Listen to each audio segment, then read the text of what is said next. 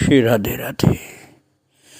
भक्तों, भगवान जिसके अंदर अपना ही तेज प्रकट करें, अपनी शक्ति प्रकट करें या खुद प्रकट हो जाएं, वैसे तो सभी के अंदर हैं भगवान, लेकिन प्रकट हो जाएं अपनी शक्ति से, तो भगवान का ही पूरा का पूरा कार्य उस मनुष्य के द्वारा, उस बालक के द्वारा, उस बालिका के द्वारा होने लग जाता है, जिसके अंदर ठाकुर जी अपने तेज को प्रकट करते हैं।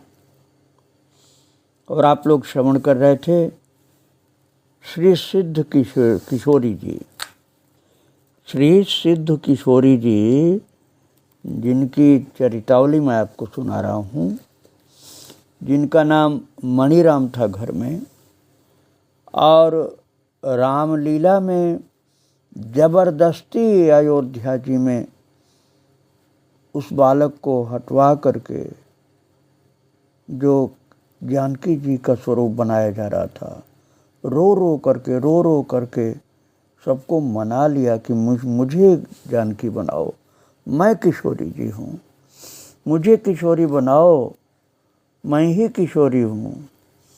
इतना विवश सबको कर दिया कि उस बच्चे को, मणिराम जी नाम के छपरा के बच्चे को बना दिया गया किशोरी। यह चरित्र आप श्रवण कर रहे थे। तो जो राम जी बनते थे उनकी बात मैं आपको सुना रहा हूँ। एक दिन की बात है, प्रातःकाल श्री राम जी को ज्वर चढ़ आया। राम जी का मतलब वो बालक जिसको राम जी बनाया जाता था रामलीला में, उसको बुखार चढ़ आया बच्चे को। तो वैद्य जी को बुलाने का विचार हुआ, रामलीला वालों का विचार हुआ कि वैद्य जी को बुलाएं तो दवाई दिलाई जाए, तब बुखार इनका समाप्त हो। तो महाराज, जो सिद्ध किशोरी जी की चरित्र आप सुन रहे हैं, मैं बता चुका हूँ कि अंदर साक्षात किशोरी माता अर्थात भगवान और सीताराम जी प्रवेश कर गए थे, जानकी जी की शक्ति अंदर आ गई थी। तो उस कन्या तो नहीं थे वो, मणिराम जी अब अपने को किशोरी मानने लगे थे तो बालक वो, लेकिन अपने को किशोरी अर्थात सीता जी मानते थे।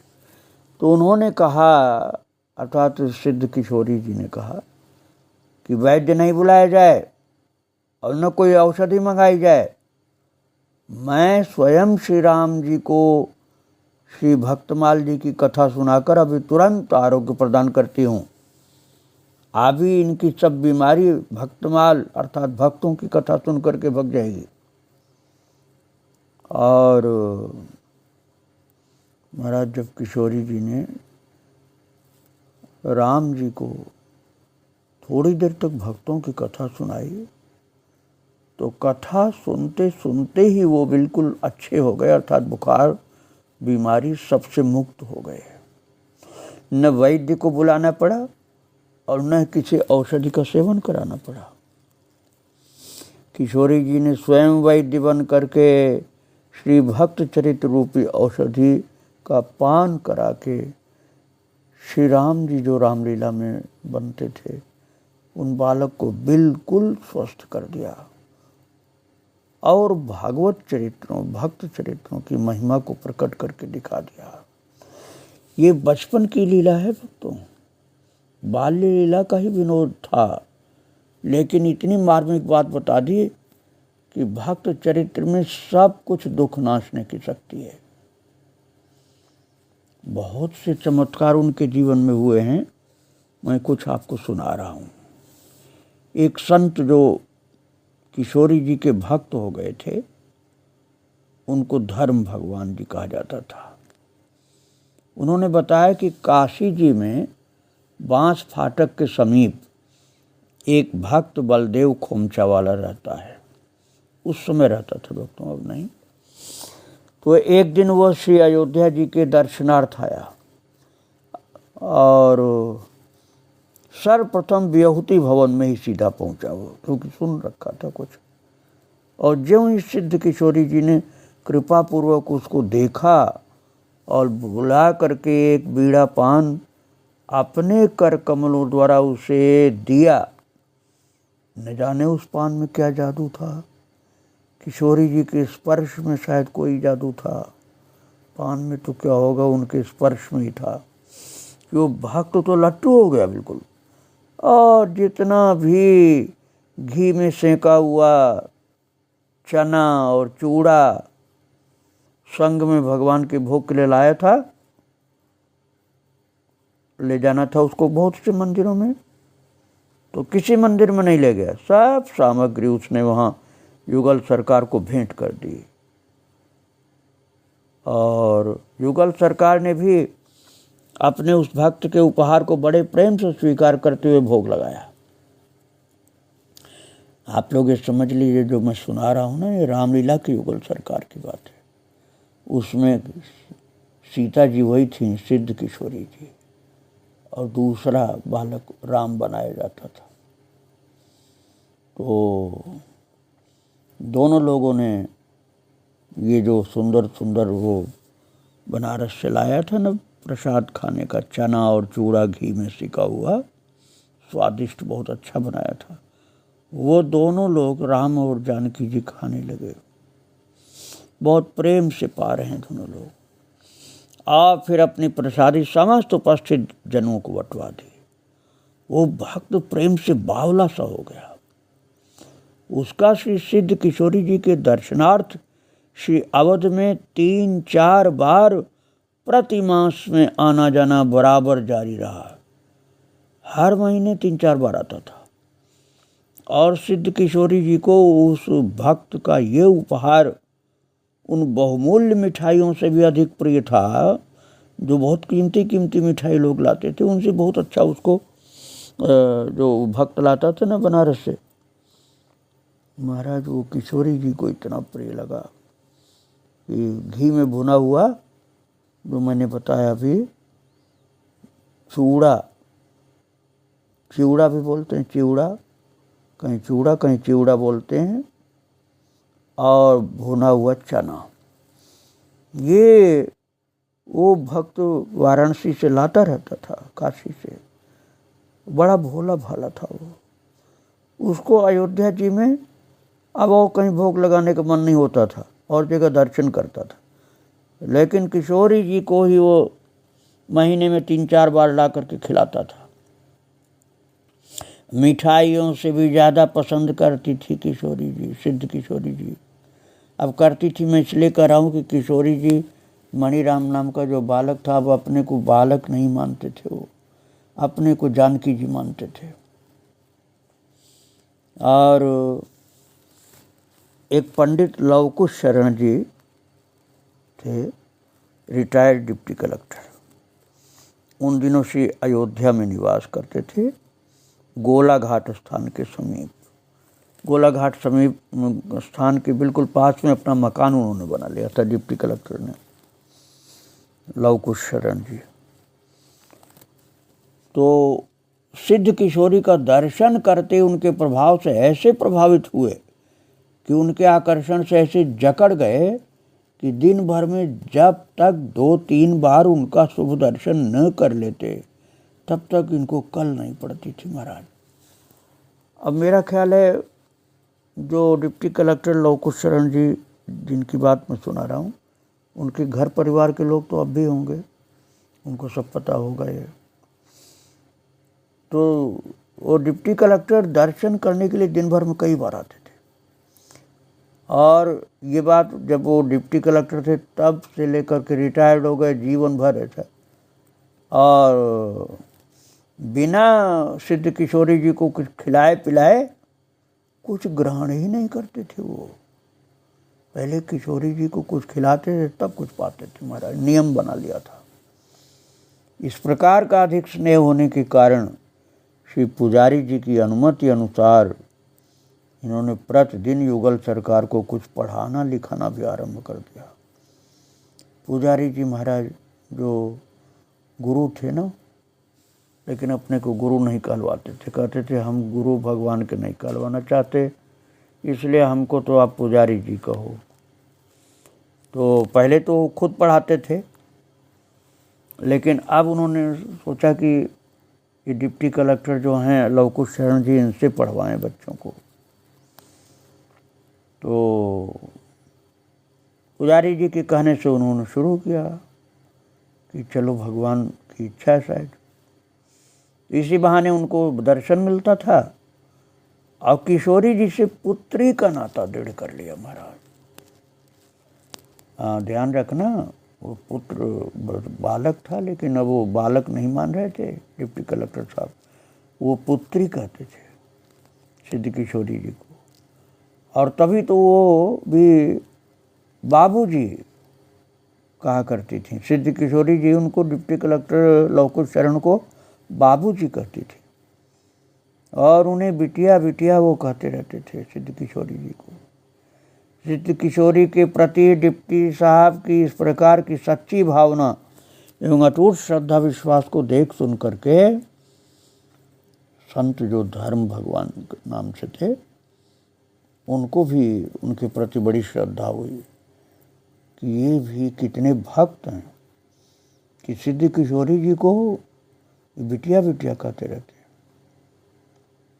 जैसे भूल गए हैं कि ये बालक है, बालिका नहीं। और एक समय लव कुश शरण जी बीमार पड़ गए। लव कुश शरण वो जी रिटायर्ड डिप्टी कलेक्टर थे। तो उस समय वो भगवान जी जो धर्म भगवान नाम के साधु थे, वो सवारी भेज करके सिद्ध किशोरी जी को बुलवा करके उनसे प्रार्थना किए कि आपके प्रेमी भक्त जो लव कुश शरण जी हैं बहुत बीमार हैं, कृपा करके आप उनके समीप जा करके उनके सिर पर अपना हस्तकमल फेर कर उनको शीघ्र निरोग होने का आशीर्वाद दे दीजिए।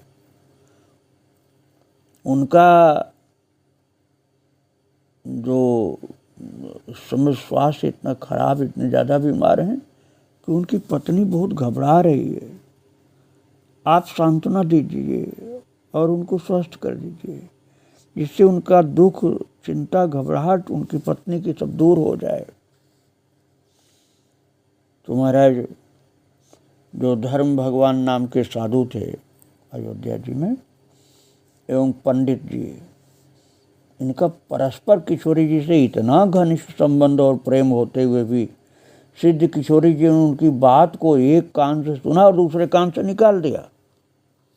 न तो किसी को आशीर्वाद दिया और न ही किसी को दिलासा दिया, अपने भवन को वापस लौट गई। थोड़ी देर के बाद जब श्री धर्म भगवान को इस बात की सूचना मिली तो बड़ी असमंजस में पड़कर सोचने लगे कि आज ऐसा क्यों हुआ, इसमें कारण क्या है। इसी उधेड़बुन में सोचते विचारते रात के 9 बज गए।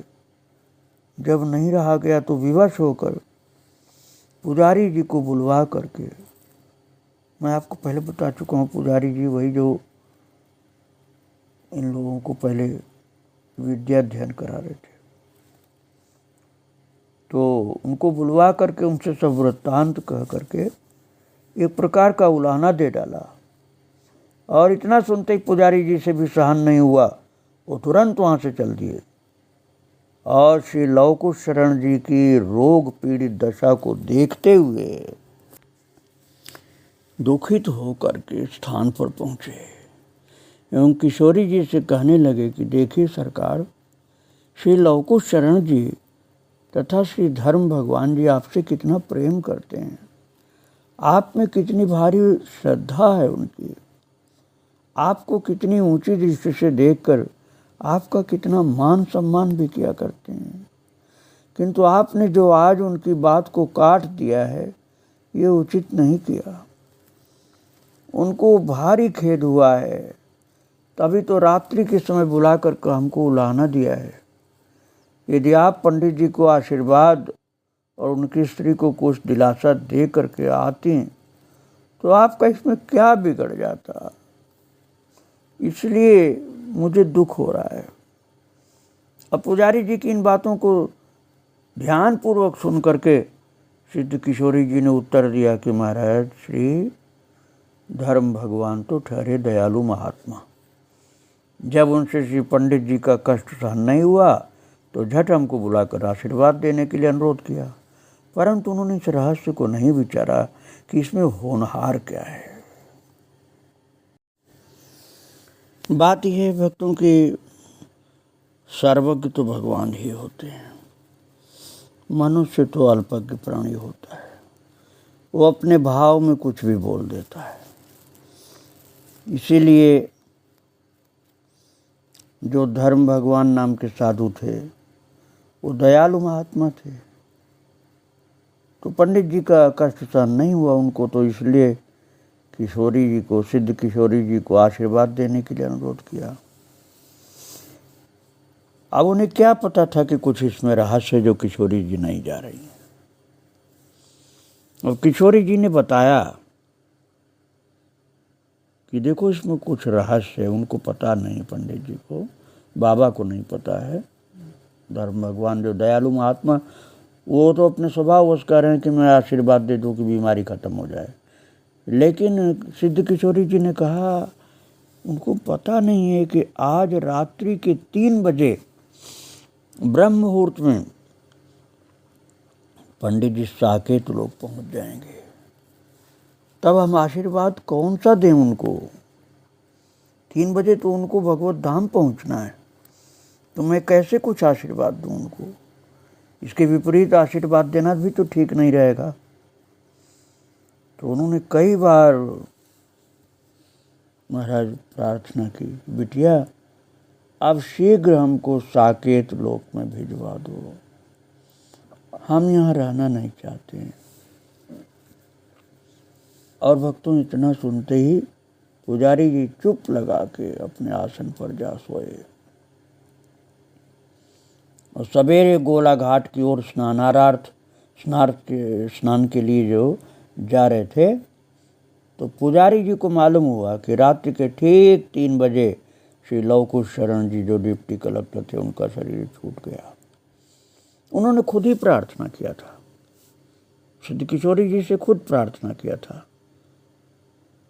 अब वो ये बात तो सबको पता नहीं थी, तो सब लोग सहानुभूति से, उनके दुख से, उनकी बीमारी से दुखी होकर कहते थे कि सिद्ध किशोरी जी ठीक कर दें। जब सिद्ध किशोरी जी ने रहस्य बताया कि उनको रात में 3 बजे जाना है भगवत धाम, तो मैं कैसे दूसरा आशीर्वाद दे दूं, तब रहस्य बाद में खुल पाया कि इसलिए वो नहीं गई। सच है, भगवान तो अपने विशेष प्रेमी भक्तों को इसी जन्म में जो भी कष्ट बाकी रह जाता है प्रारब्ध का, वो थोड़े में भुगता करके कर मुक्त कर देने के पश्चात अपने धाम में ले जाते हैं, जिससे प्रारब्ध के कुछ भाग को जो रह जाएगा फिर भोगने के लिए न आना पड़े उनको। भले ही पूरा प्रारब्ध विस्तार से नहीं तो थोड़े में कटवा करके अपने धाम ले जाते हैं प्रभु अपने भक्तों को। और सिद्ध किशोरी जी को सब पता था, वो तो सर्वज्ञ हो गई थी। तो सर्वज्ञ किशोरी जी उनसे पिता पुत्री के नाते को निभाते हुए, क्योंकि अभी लवकुश पंडित जी जो डिप्टी कलेक्टर साहब थे ना, लवकुश शरण जी, वो सिद्ध किशोरी जी को अपनी बेटी कहते थे। तो जैसे बेटी अपने पिता का उद्धार करे, बिल्कुल यही स्थिति थी। सिद्ध किशोरी जी ने जो पिता पुत्री का रिश्ता पिता ने निभाया तो पुत्री ने भी निभाया। तो अपने दिव्य लोक साकेत में अपने सामने भिजवा दिया। ऐसा नहीं करती तो पिता पुत्री का रिश्ता तो झूठा पड़ जाता, इसलिए वो अपने धाम में उनको भेज रही थी।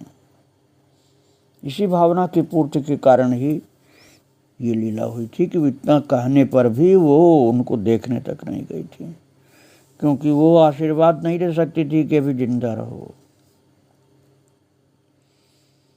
तो धर्म भगवान नाम के जो साधु दयालु महात्मा, सिद्ध किशोरी जी उनको दयालु महात्मा कहती थी। उनका कहना है कि एक समय नवहाई स्थान के श्री महंत जी अधिक अस्वस्थ होने पर वो संत कहते हैं कि सिद्ध किशोरी जी से उनके आरोग्य के लिए प्रार्थना करते हुए मैंने निवेदन किया था कि यदि महाराज जी शीघ्र स्वस्थ हो जाएं तो उसके उपलक्ष्य में हम आपके ही समाज द्वारा श्री जानकी कुंड श्री चित्रकूट पर उत्साहपूर्वक श्री कलेवा उत्सव मनाएंगे। अब दया की भंडार किशोरी जी की असीम अनुकंपा द्वारा श्री महाराज जी नवहाई में शीघ्र अच्छे हो गए। बहुत भयंकर बीमार थे लेकिन किशोरी जी की कृपा से ठीक हो गए। तो इसलिए वो संत बताते थे कि अपनी प्रतिज्ञा अनुसार श्री वियहुती भवन समाज के संग श्री चित्रकूट धाम में जानकी कुंड पहुँचे हम लोग, और उत्सव दूसरे दिन से प्रारंभ होने लगा। उस समय स्वामी सत्याचरण जी महाराज भी हमारे संग थे। श्री जानकी कुंड से थोड़ी दूर पर महात्मा महावीर दास जी से महात्मा वैदेही वल्लभ दास जी तर्क द्वारा अपनी शंका प्रकट कर रहे थे कि सब लोग किशोरी जी को सिद्ध किशोरी जी कहते हैं, यदि हमको भी कोई चमत्कार दिखाएंगे तभी हम उनको सिद्ध किशोरी समझेंगे। इधर से जानकी कुंड पर श्री युगल सरकार के भी साथ 60-65 प्रेमी वहाँ स्नान आदि की तैयारी कर रहे थे। तो अंतर्यामिनी सिद्ध किशोरी जी प्रभाती कर चुकने के बाद अकेली दौड़ती हुई तुरंत उस जगह जा पहुंची जहाँ पर दोनों महात्मा परस्पर तर्क वितर्क कर रहे थे। वहाँ जाकर के पीछे से महात्मा वैदेही वल्लभ दास जी की चुटिया पकड़ करके एक साधारण झटका भी दिया। जब महात्मा जी पीछे की तरफ किशोरी जी को देखे तो कुछ लज्जित हो गए। इधर किशोरी जी ने उनसे कहा, आपने घर द्वार छोड़ा, माता पिता से मुख मोड़ा, अब बाबा जी हो गए हो ना, तो बाबा जी हो गए तो भी शंका बनी है तुमको। अभी भी शंका रखोगे तो विश्वास श्रद्धा कब होगी तुमको। बस जाओ भगवान का भजन करो और इस प्रकार का तर्क और शंका मत करना कभी। महाराज इतना सुनते ही महात्मा के होश उड़ गए, चरण पकड़ लिया सिद्ध किशोरी जी का और रोने लगे, क्षमा मांगने लगे। तब किशोरी जी ने शीश पर अपना कर कमल फेरा और वहां से दौड़ी दौड़ी फिर जानकी कुंड पर पहुंच गई।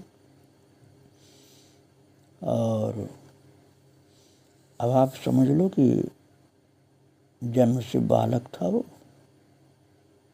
जो दौड़ी दौड़ी जानकी कुंड पर पहुंच गई। मैं सुना रहा हूँ आपको। अब वो किसी को भी याद नहीं आता था कि ये बच्चा बालक था जब पैदा हुआ। अब सब लोग बालिका ही समझते थे, किशोरी जी सिद्ध किशोरी जी ही समझते थे।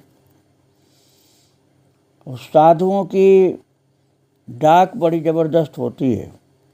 ये घटना जो है, जिनको शंका थी और जाकर चुटिया पकड़ के खींच के कहा था ना किशोरी जी ने कि साधु हो गए, इतनी उम्र हो गई तब भी शंका, अभी ठीक करो अपनी श्रद्धा भोग। तो वो समझ गया कि मेरी सारी बात वो तो जान गई। ये घटना संध्या समय तक सब कुटियों और गुफाओं में चित्रकूट में फैल गई। किशोरी जी के स्पर्श में भी स्पर्श मणि और बिजली जैसा प्रभाव था, जिससे लोग कुछ से कुछ हो जाया करते थे। जिसको बड़ी शंकाएं थी उसको एक सेकंड में भक्त बना दिया, सच्चा साधु बना दिया। जिन जिन बड़भागियों को आपके स्पर्श का सौभाग्य प्राप्त होता था वो भावाविष्ट होकर के महाराज अपूर्व प्रेम रस आनंद में छक जाते थे। तो आपने श्रवण किया कि किस प्रकार से साधुओं के अंदर भी शंका होती थी। तो परम कृपामयी सिद्ध किशोरी जी जा करके इस प्रकार लीला करके उनकी जैसे चुटिया पकड़ खींच के कहा, साधु हो गए और शंका अब भी बनी हुई है। एक सेकंड में सच्चा संत भक्त हो गया। महाराज उस व्यक्ति का जीवन बदल गया। ऐसी कृपाएं उनके द्वारा होती रहती थी। तो कृपा करने में कभी कोई कसर नहीं छोड़ती थी। चाहे साधु हो, चाहे गृहस्थ हो, चाहे स्त्री हो, चाहे पुरुष हो, जो भी थोड़ा सा वो मानता था उनको, उनकी कृपा बरस जाती थी। बहुत सी लीलाएं उनकी हैं, आगे मैं और सुनाऊंगा आपको। आज सिद्ध किशोरी जी को प्रणाम करके यहीं विराम दे रहा हूँ। श्री राधे राधे, जय श्री राधे राधे। श्री सिद्ध किशोरी जी का स्थान बिहौती भवन, अयोध्या धाम।